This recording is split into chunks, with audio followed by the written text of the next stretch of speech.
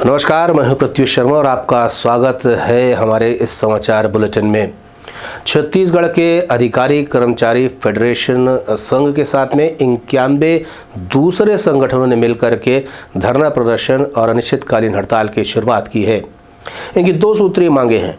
पहली है कि केंद्र की सरकार की तरह ही महंगाई भत्ता इन्हें दिया जाना चाहिए और जो गृह भाड़ा इन्हें दिया जा रहा है उसमें भी वृद्धि की जाना चाहिए। इनका कहना है कि राज्य सरकार और केंद्र सरकार के जो महंगाई भत्ता है उसमें लगभग 12% का फर्क है, जिसे तत्काल दूर किया जाना चाहिए। उन्होंने इस बात को लेकर के इसके पहले भी अनिश्चितकालीन प्रदर्शन किया था। लगातार 5-6 दिन तक हर कार्यालय का काम ठप हो गया था। वहीं अब दोबारा इन मांगों को लेकर के अधिकारी कर्मचारियों द्वारा मोर्चा खोला गया है। उन्होंने मीडिया से चर्चा करते हुए अपनी मांगे बताई हैं। छत्तीसगढ़ कर्मचारी अधिकारी फेडरेशन के बैनर तले 91 संगठन के मान्यता प्राप्त एवं गैर मान्यता प्राप्त कर्मचारी साथी हमारे इस आंदोलन में शामिल हैं। इसमें क्लास 4 से लेकर के तृतीय वर्ग राजपत्रित अधिकारी, यहाँ तक कि ट्रेजरी के अफसर, यहाँ तक कि हमारे न्यायालयीन कर्मचारी, यहाँ तक कनिष्ठ सेवा प्रशासनिक संघ के तहसीलदार, नायब तहसीलदार, वाहन चालक, सारे के सारे कर्मचारी इस आंदोलन में हैं। हम लोगों की महंगाई भत्ता केंद्र के समान दिया जाए करके 12% महंगाई भत्ता कम मिल रहा है हम लोगों का। केंद्र 34% महंगाई भत्ता दे रही है, राज्य सरकार 22% दे रही है। इसी प्रकार दूसरा मांग है हम लोगों का, वो गृह भाड़ा भत्ता है, जो हम लोगों को 6वें वेतनमान के अनुसार दिया जा रहा है, उसको 7वें वेतनमान के अनुसार दिया जाए। ये दो सूत्री मांग को लेकर के आंदोलन किया जा रहा है। 22 तारीख से अनिश्चितकालीन आंदोलन किया जा रहा है। अरे भाई, माननीय मुख्यमंत्री जी जब विधायकों का अपना वेतन बढ़ा सकते हैं और उनके लिए बजट की कोई प्रावधान नहीं होती, तो पूरे छत्तीसगढ़ के हमारे जो हैं उनको इसके लिए आंदोलन किया जा रहा है। इधर कर्मचारियों के इस मामले को लेकर के मुख्यमंत्री भूपेश बघेल से जब सवाल किया गया तो उनका कहना था कि डीए में वृद्धि की गई है। साथ ही साथ उनका ये भी कहना था कि प्रदेश सरकार कर्मचारी हित को ध्यान में रखकर काम कर रही है। देखिए, उनसे बातचीत हुई थी और बातचीत करके ये 6% बढ़ाया गया और उसके बाद आधे जो संगठन हैं उसका स्वागत किए हैं। दूसरे संगठन के लोग भी मेरे से मिलने आए थे। उन्होंने कहा कि 6% से 1% भी बढ़ा दीजिए। कोई सौदेबाजी थोड़ी होगी भाई, अर्थव्यवस्था को देखते हुए हमने वो बढ़ाया। 6% ओल्ड पेंशन स्कीम भी हमने लागू किया है। तो हम तो कर्मचारियों के हित में लगातार फैसला लेते ही जा रहे हैं और जितने शासकीय योजना है उसका भी लाभ हो रहा है। भारतीय जनता पार्टी सरकार में तो उन योजनाओं से उसको वंचित कर देते थे। हमारी योजनाओं में तो उसको बिजली बिल आधा का भी लाभ मिल रहा है, राशन दे रहे हैं उसका भी लाभ मिल रहा है। अभी जो धान किसान के घर के हैं उसका भी लाभ, उस सब योजनाओं का लाभ मिल रहा है। तो लगातार हम लोग अब 5 सप्ताह मतलब हफ्ते में केवल 5 दिन काम करना है, वो भी हमने छूट दी है। तो लगातार हम लोग कर्मचारियों के हित में भी फैसला हम लोग लेते जा रहे हैं। आप उसके बाद भी कोई हड़ताल करना चाहे तो उसकी इच्छा। इधर आने वाली 24 तारीख को भारतीय जनता युवा मोर्चा द्वारा मुख्यमंत्री के घेराव की रणनीति पर काम किया जा रहा है। वहीं उन्हें अब तक अनुमति नहीं मिली है। इसको लेकर के भारतीय जनता युवा मोर्चा के जितने भी पदाधिकारी हैं सब दावा कर रहे हैं कि वे इसके बावजूद प्रदर्शन करेंगे।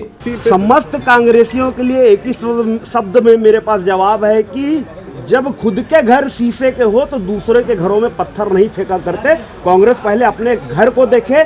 छत्तीसगढ़ की जनता ने जिस विश्वास से उन्हें सत्ता में लाया था, उन्होंने अपने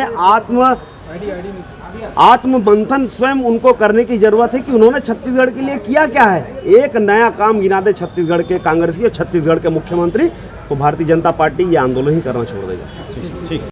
हल्ला बोल के नाम से 24 अगस्त को होने वाले इस प्रदर्शन को लेकर के भारतीय जनता पार्टी के वरिष्ठ पदाधिकारियों की एक बैठक संपन्न हुई है। इस बैठक में इस पूरे आंदोलन की रूपरेखा को तय किया गया है। इसे एक जन आंदोलन के रूप में तैयार किया जा रहा है। पूरे प्रदेश भर से लगभग 1 लाख लोगों को लाने का दावा किया जा रहा है। वहीं बैठक के बाद में इस संबंध में क्या क्या निर्णय लिए गए हैं, किस तरीके से रणनीति पर काम किया जाएगा, इन तमाम बातों की जानकारी मीडिया को दी गई। पूरी तरह से भारतीय जनता युवा मोर्चा ने इस पूरे प्रांत में युवाओं के लिए जो आंदोलन खड़ा किया था वो आज जन आंदोलन के रूप में बदल गया है और पूरे छत्तीसगढ़ का युवा हुंकार बढ़ रहा है और छत्तीसगढ़ भूपेश सरकार के खिलाफ हल्ला बोलने के लिए तैयार है। और मैं छत्तीसगढ़ के मुख्यमंत्री भूपेश जी को 24 अगस्त का दिन हमेशा याद रहेगा कि इस दिन से उनके सरकार का अंतिम कार्यकाल का सरकार की अंतिम गिनती शुरू हो गई है। 24 अगस्त के दिन के बाद से जो भी दिन होगा वो इस सरकार की उल्टी गिनती शुरू हो गई है। और मैं भूपेश जी को कहूँगा कि जिस प्रकार से उन्होंने युवाओं को ठगा है, वादा खिलाफी किया है, युवाओं के साथ भत्ता देने के नाम पर धोखा दिया है, तो निश्चित रूप से छत्तीसगढ़ के युवा आपसे बदला लेंगे। और युवा मोर्चा उसकी अगुवाई कर रहा है और पूरी तरह से 24 अगस्त को मुख्यमंत्री आवास को घेरने के कार्यक्रम को लेकर पूरे प्रांत से जो युवा आ रहे हैं उस सरकार को उखाड़ फेंकेंगे। साथ ही साथ मैं छत्तीसगढ़ के प्रशासन को चुनौती देता हूं कि कृपया करके मेरे युवाओं को किसी भी प्रकार से परेशान करने का प्रयास करेंगे तो निश्चित रूप से ये आंदोलन दूसरे रूप में ले लेगा। तो मैं अपने मुख्यमंत्री जी से कहूँगा कि कृपया करके हमारे आंदोलन को लोकतांत्रिक तरीके से चलने दें। अगर आप इसको अलग तरीके से प्रशासन के दबंगई के बल पर अगर रोकने का प्रयास करेंगे तो छत्तीसगढ़ का युवा तैयार खड़ा है। आपको इसका मुंह का ईंट का जवाब पत्थर से देने को तैयार खड़ा है। आपको इसके बहुत भारी नुकसान चुकाना पड़ेगा। तो मैं सरकार से आग्रह करूँगा कि हमारे आंदोलन को, जन आंदोलन को लोकतांत्रिक रूप से करने के पूरी तरह से सहयोग करें। वहीं कांग्रेस का संचार विभाग के प्रभारी सुशील आनंद शुक्ला का कहना है कि 1 लाख लोगों का दावा करने वाली भारतीय जनता युवा मोर्चा महज 2000 आदमी भी नहीं ला पाएगी। वहीं उन्होंने इस आंदोलन पर ही सवाल खड़ा किया। देखिए, लोकतंत्र में कोई भी व्यक्ति अहिंसात्मक आंदोलन कर सकता है, प्रजातांत्रिक तरीके से विरोध प्रदर्शन कर सकता है, इसलिए कभी भी कोई भी सरकार रोक नहीं लगाती। हमारी सरकार के द्वारा भी रोक लगाने का सवाल ही नहीं उठता है। भारतीय जनता पार्टी अनुमति लेकर प्रदर्शन करे, सीएम हाउस का घेराव करे, विधानसभा का घेराव करे, ये उनका लोकतांत्रिक अधिकार है। हम क्यों मना करने जाएंगे? दरअसल इन्होंने घोषणा कर दिया कि 1 लाख लोगों के साथ सीएम हाउस का घेराव करेंगे और इकट्ठा करने की इनकी हिम्मत और इनकी क्षमता 2000 लोगों की नहीं है। तो बार बार हमें अनुमति नहीं मिल जा रही है, हमारे आंदोलन को रोका जा रहा है, इस प्रकार की बयानबाजी कर रहे हैं नितिन नवीन जी। अजय साहस है तो जो घोषणा किया है उतने आदमी ला के आप आंदोलन करिए, दूध का दूध पानी का पानी हो जाएगा। अच्छा, प्रशासन क्यों रोकेगा? कोई भी, जब हम भी विपक्ष में थे हम भी आंदोलन करते थे, प्रशासन अपनी व्यवस्था बनाता था, बैरिकेडिंग करता था, रोक टोक करता था। वर्तमान सरकार भी वही कर रही है, वर्तमान प्रशासन भी वही कर रहा है। इसमें क्या दिक्कत है? आप अपनी क्षमता, अपनी स्ट्रेंथ के हिसाब से आंदोलन तो करिए। आपकी क्षमता है नहीं तो आप बड़ी बड़ी बातें कर रहे हैं। मुख्यमंत्री के जन्मदिन के मौके पर इंडोर स्टेडियम में स्वास्थ्य शिविर का आयोजन महापौर एजाज ढेबर के द्वारा कराया जा रहा है।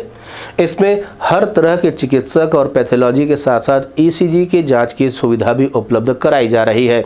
इस शिविर का लाभ लेने के लिए बड़ी संख्या में लोग यहां पर आ रहे हैं। ये शिविर 3 दिनों तक चलेगा। पर्यटन विभाग की समीक्षा बैठक आज ताम्रध्वज साहू की अध्यक्षता में संपन्न हुई है।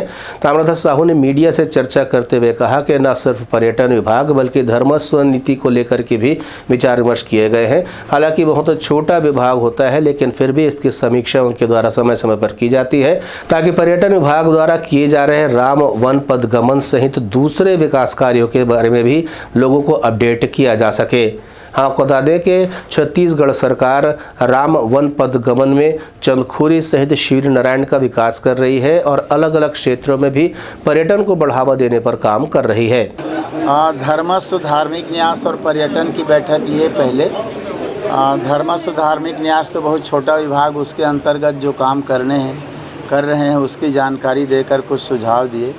पर्यटन में ज़रूर हम लोगों ने सबको कहा कि जो ट्राइबल टूरिज़्म के अंदर 9 स्पॉट जो बनाए हैं कंप्लीट हो गया है और चालू हो गया है। राम वन गमन पथ के तहत जो हम लोग 9 जगह डेवलप कर रहे हैं उसमें Chandkhuri first phase, second phase हो गया है, थर्ड फेज़ का काम चालू किए हैं। शिवरी नारायण का, राजिम का काम चालू है। बाकी जगहों का भी टेंडर लग गया है, उसकी आज हम लोगों ने समीक्षा की और जल्दी काम शुरू हो इस बात के लिए प्रयास किया। जो पुराने मोटल होटल बने हुए थे लगभग 30 की संख्या में जो जर्जर हो चुके थे उसको निविदा करके देने की बात थी। कुछ रेस्ट हाउस इरिगेशन के, पीडब्ल्यूडी के, वो भी पर्यटन के पास था, उनको वापस करने का प्रस्ताव करके दे दिए थे। प्रस्ताव उनको वापस कर दिए हैं। आम आदमी पार्टी के अरविंद केजरीवाल ने मेक इंडिया नंबर 1 के नाम से एक नई शुरुआत की है और छत्तीसगढ़ में संजीव झा को उत्तरी छत्तीसगढ़ का जिम्मेदारी सौंपी है। हम आपको बता दें कि मेक इंडिया नंबर 1 के तहत छत्तीसगढ़ में आम आदमी पार्टी के कार्यकर्ता आम लोगों के बीच में जाएंगे, उन्हें संगठित करने का प्रयास करेंगे, पार्टी से जोड़ने के लिए भी वे यहाँ पर प्रयास करते नजर आएंगे। साथ ही साथ उनका ये भी कहना था कि प्रदेश सरकार जिन मामलों में फेल साबित हो रही है उसे भी उजागर करेंगे। मुफ्त शिक्षा और मुफ्त बिजली की बात को लेकर के वो आम जनता के बीच जाने की बात कह रहे हैं। पहली बात कि हम अलग अलग डिस्ट्रिक्ट में जाकर अपने कार्यकर्ताओं से मिल रहे हैं, कार्यकर्ताओं से बात कर रहे हैं और वो तमाम लोग जो आम आदमी पार्टी से जुड़ना चाह रहे हैं लगातार संपर्क में, सब लोग आम आदमी पार्टी से जुड़ रहे हैं। साथ में जो अरविंद केजरीवाल जी ने पूरे देश से आह्वान किया है कि अब भारत को विश्व का नंबर 1 देश बनाना है और वो तभी बनेगा जब हम बुनियादी मुद्दों पे काम करेंगे। अब जाति धर्म के नाम पे हम लोगों को लड़ाने नहीं देंगे। अब शिक्षा की बात होगी, स्वास्थ्य की बात होगी, रोजगार की बात होगी, किसानों के साथ न्याय की बात होगी, महिला सुरक्षा की बात होगी। और मुझे ये लगता है कि पूरे देश में इस बात को लेकर एक उफाह है, दो देश गुस्से में है। तो ऐसे में आम आदमी पार्टी पूरे देश को इकट्ठा कर करके और पूरे देश को एक साथ कर करके भारत को नंबर 1 देश बनाने की प्रक्रिया के आगे बढ़ेंगे। हमारे आज के न्यूज़ बुलेटिन में फिलहाल इतना ही। नए नए समाचारों के साथ अगले न्यूज़ बुलेटिन में आपसे फिर होगी मुलाकात। तब तक मुझे यानी प्रत्युष शर्मा को दे अनुमति। नमस्कार।